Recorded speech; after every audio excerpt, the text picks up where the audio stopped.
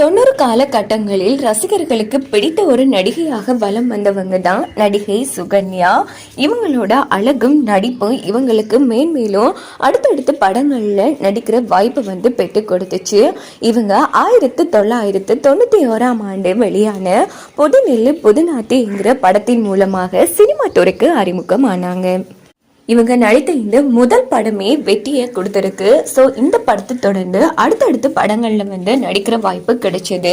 இவங்க 15 வருட காலமா முன்னணி நடிகையாக பல மொழிகள்ல நடிச்சிருக்காங்க.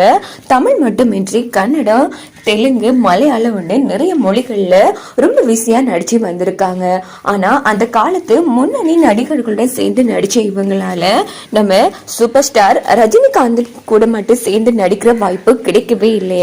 அப்போ நம்ம தயாரிப்பாளர் ரவிக்குமார் சுகன்யாட்ட கேட்டிருக்காங்க, நீங்க இவ்வளவு முன்னணி நடிகர்களுடன் சேர்ந்து நடிச்சிருக்கீங்க, ஆனா ரஜினி கூட மட்டும் சேர்ந்து ஏன் நடிக்கலன்னு. இதை கேட்டதுமே அவங்களுக்கு அதிர்ச்சியாக இருக்கு.